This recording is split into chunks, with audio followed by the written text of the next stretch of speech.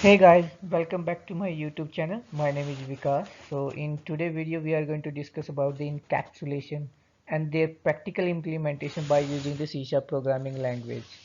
So in today's video we are going to discuss about what is the encapsulation, why we need it in programming language, and how we can implement it in real life scenario. So stay tuned. In today's video we are going to discuss it about in detail.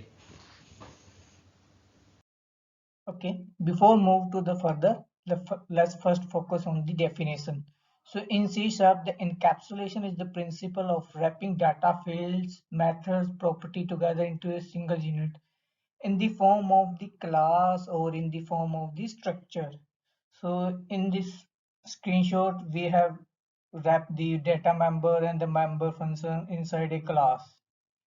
So here the class contain both data members and the member function. So why encapsulation is needed?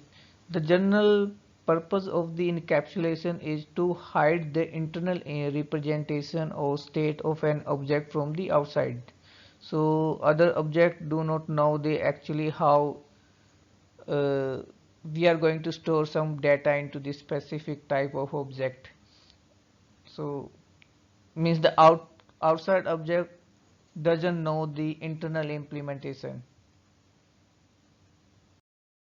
Okay, so far we discussed about what is the encapsulations and what is the purpose of the encapsulation. So now we will focus how we can implement encapsulation by using the C# programming language. So in C# programming language we can implement this encapsulation with the help of access specifier like public, private, protected and internal as well. So by using this we can hide our data members accordingly. So now time to see this in practically. So let's jump into the demo. Okay, here I have created a user class with two data members. One is age and another is name. Age is a integer type and the name is the string type. So these both data members are accessing by their respective property name. For the name variable I have created a name property with some additional constraint, and for the age I have created a age property again with some constraint, and I have also added a display information method which is used to display this user information. So related to the encapsulation, let we discuss. So here first thing, we don't want to show this age variable to the outsider, and the same for this name variable. So we keep these both as private, so outsider cannot access.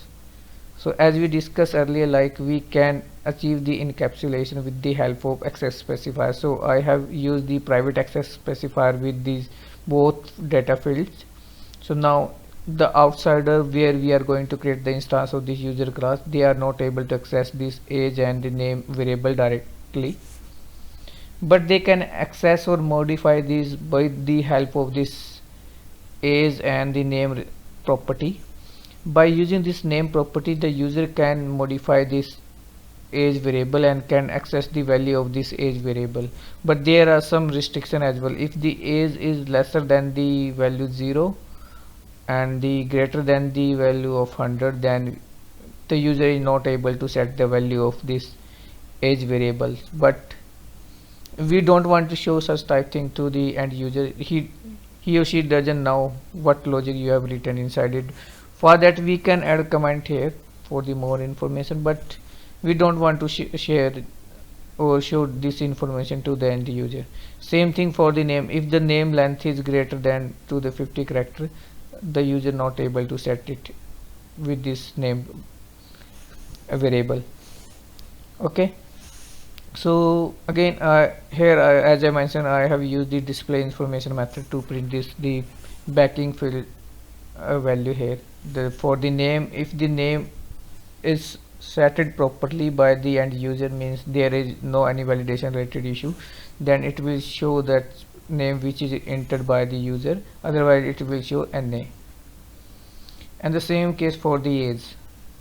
But if user try to access this name or age variable by using this property, in the case of age property it will return 0, but in the case of name it will return empty or null.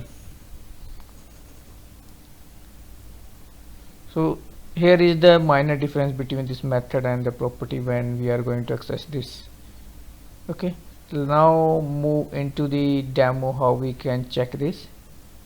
So here I have created a sample object of this user class where I have assigned the name more than 50 character and age is greater than the 100. If you try to execute this program, this will print NA for the both.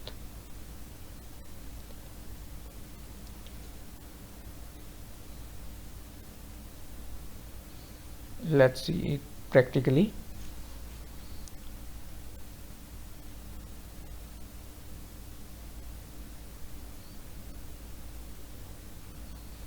If you notice, like here the name value of the name is NA and the value of the age is also NA.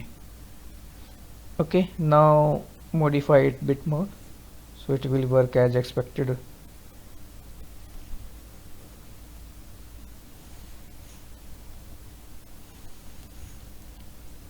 So it is working as expected, right?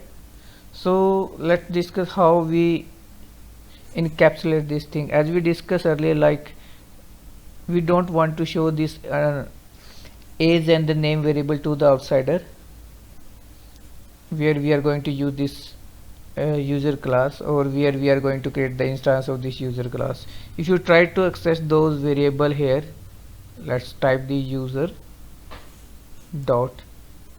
If you notice, you are able to access this age property, name property and display information method, but you are not able to access the age and the name fields, which because they are private now and end user doesn't know about them. And second thing, here we wrap this private field as well as the public property and the method which are associated with those fields into a single unit. That single unit is represented in the form of user class. So this is called the encapsulation. Thank you guys, thank you to watch it. If you really like this video, please hit the subscribe button or also press the bell icon. Thank you.